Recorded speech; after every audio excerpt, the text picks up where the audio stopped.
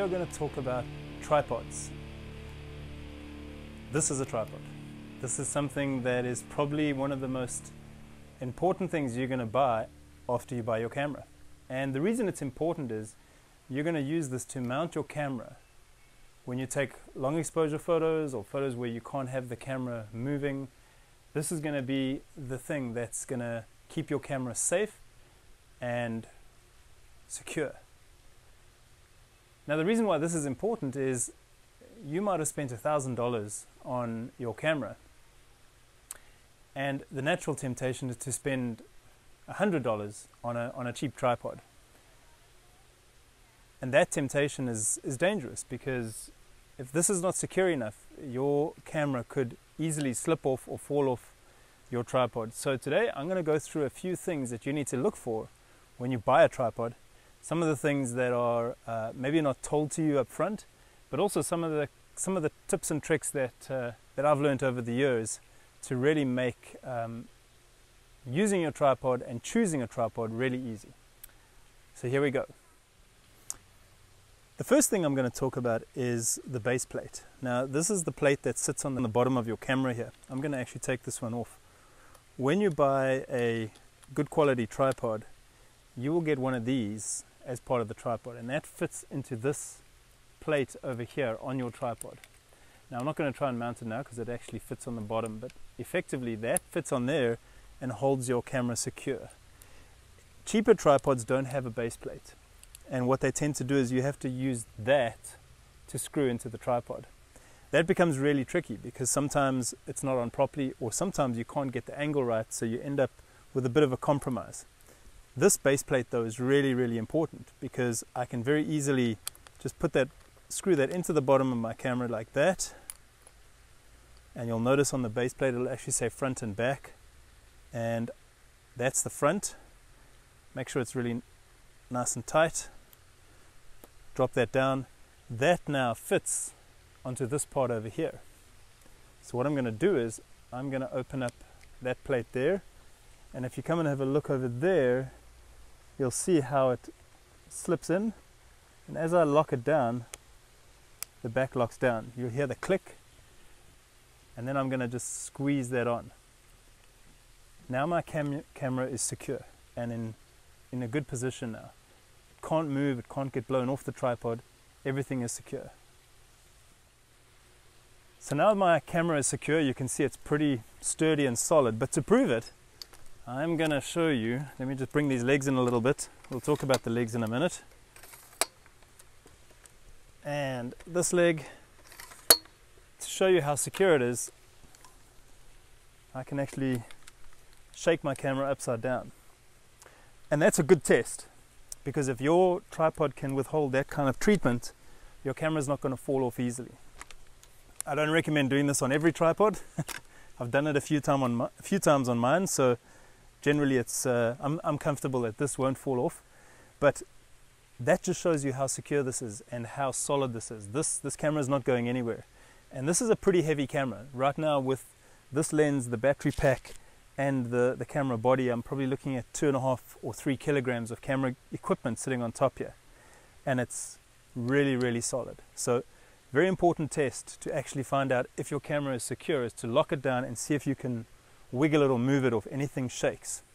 The next thing I want to talk about is the actual tripod legs. Now on good quality tripods, you actually buy the legs and the head separately. So I'm going to just talk about the legs initially. There's different types of heads that you can get, but the legs, ideally you want to have legs that are telescopic so they can get higher or lower. These ones have got 2 different sections.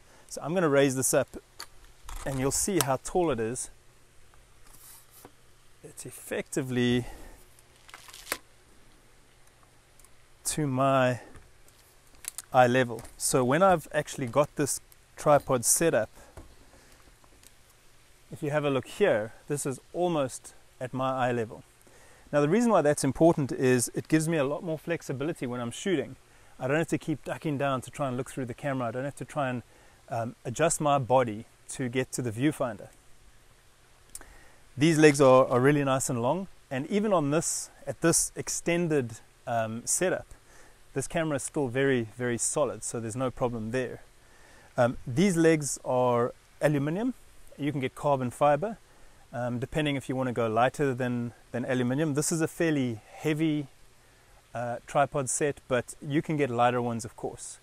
The other thing that normally comes with a set of legs is the centerpiece here, and that means that you can actually raise the tripod centerpiece up higher.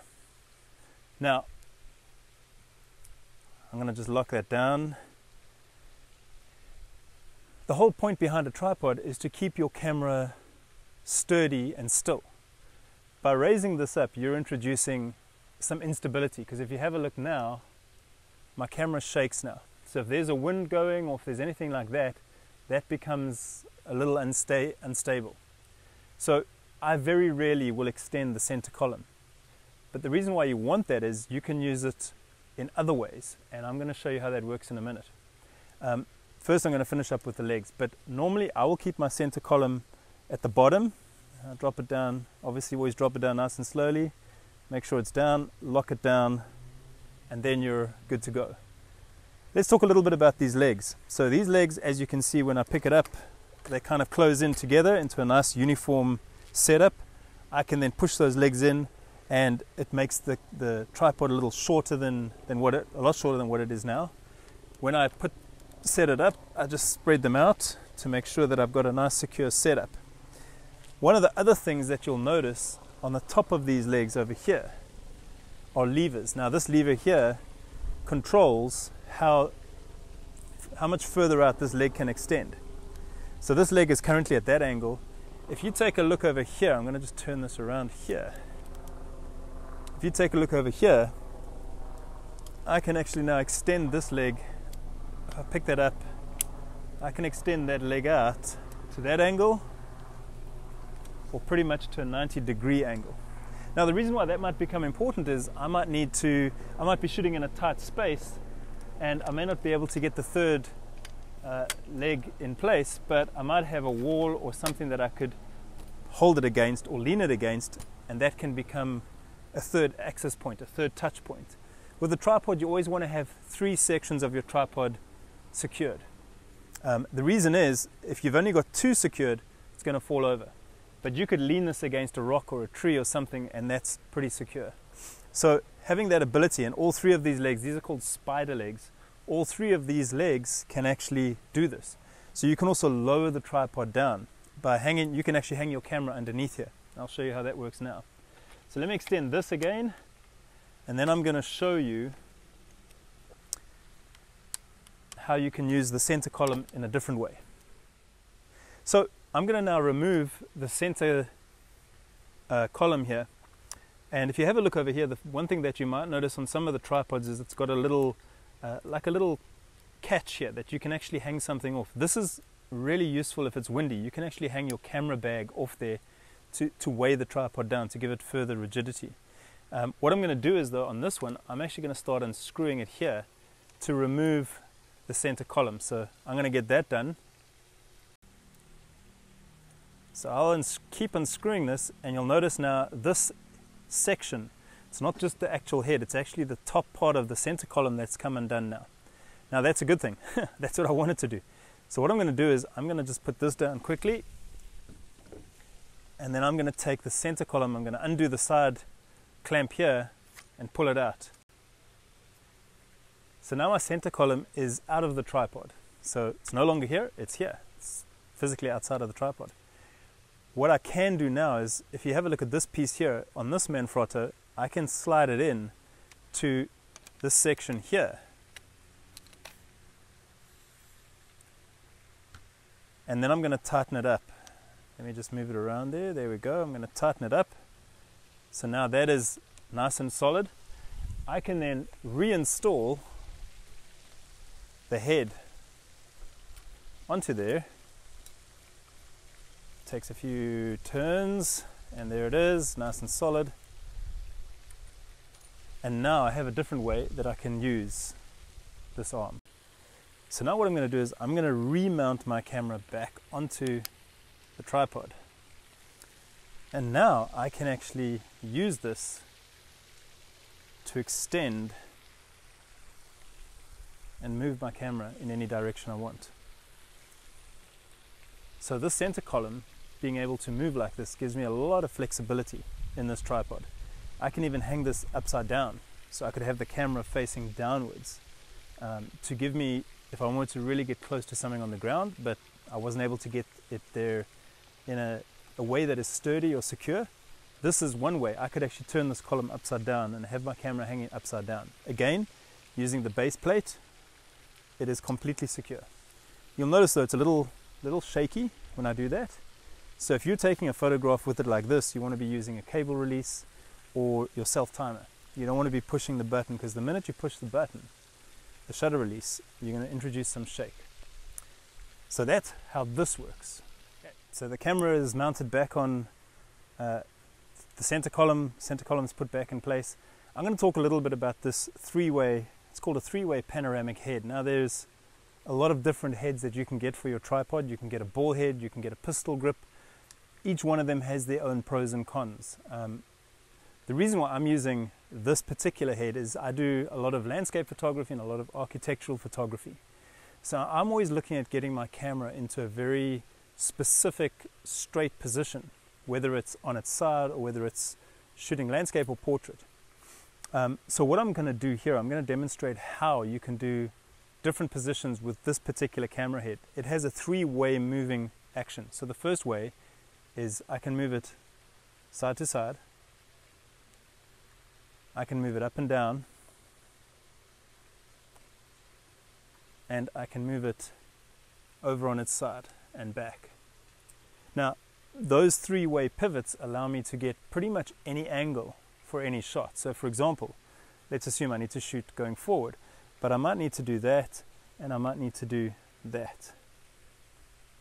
These levers here allow me to lock it into place. So again, it's very secure. If I do that and lock it down, it's pretty much solid in place. Again, if you shake it like this, you're going to introduce shake. So my recommendation is always use a cable release. But this three-way head gives you a lot of flexibility in allowing you to set up. If you actually have a look on the side here, it'll give you the degrees that you're at. So there it's at 0. In other words, it's flat. And as I move it, you can see it changes the degrees. Also on the top here, we have a spirit level. So if you have a look at that spirit level there, you can see. So that spirit level shows me that I am now perfectly flat. My camera is set up and that it's ready to shoot. So that's important when you're doing landscape photography, architectural photography, interior photography. You need to know that your camera is in a flat position. So that's some of the basics of what a tripod should do for you. So I use this extensively when I'm doing interior photography, when I'm doing landscape photography, even when I'm doing portrait photography, when I'm photographing people and they're sitting in a controlled environment. This is a great way to make sure you get that photo really nice and sharp. The three-way head for me is my choice because I do interior photography, architectural photography and landscape photography, but it may not work for you. For some photographers, they prefer the pistol grip because it's quicker and easier to get into a position, but sometimes it's really difficult to get that onto a flat horizon. The ball head is just, again, a little more tricky to get flat, but if you need to be able to move your camera around really quickly, the ball head can be very useful. The legs, make sure the legs are sturdy, make sure that they can handle the weight. Ideally, you want to have legs that can spread out a little further than just being in this upright position so that you can bring your camera down. You also want to get telescopic legs. Most tripods are telescopic legs, but you want to make sure that when they lock down, they are not going to slide backwards into doing that. You want to try and avoid having that problem. The other nice thing about these kinds of legs is I'm not always going to be on solid ground, so I might have to bring that down. So if you look there, I'm going to have a problem. So what I'm going to do is I can bring these down to a certain level that will allow me to get my camera square and secure. So now I have my legs on two different levels, but my tripod is still nice and solid. So that's a really important function of these legs, to be able to have them on different levels so that when you try and get the shot, you're not having to mess around with those legs too much. So remember, those are the things that you want to keep in mind when you're looking at buying a tripod or upgrading your tripod. Now, I believe a tripod is a key piece of camera equipment. You spend a lot of money on your lenses and on your camera and on all the accessories. Spend a bit of money on the tripod. This tripod you're seeing here is already 12 to 15 years old, and I've used it a lot. I've used it extensively. It's been chest deep in seawater. It's been to so many places around the world and photographed in the Yukon. It's photographed in snow times, and it's still going strong. This tripod is, I wouldn't say it's indestructible, but it's certainly really tough. So buying a good tripod is an investment. A tripod like this now with the head and that would probably cost you $500–600, but when you think about it, that investment is absolutely worth it if you don't want to break lenses and camera bodies. So I'd love to hear your comments. I'd love to hear your questions. I'd love to see what you think. By all means, drop your comments and questions down in the comment section below. And if you feel that you want to hear more, then subscribe to the channel and let me know what you think. Let me know what tripods you're using, and do you use a tripod? And if you don't, why not? Those are the things that would be interesting for me to hear. So this is just a quick introduction to why you should get a tripod and how to use a tripod, and I hope to hear from you guys soon.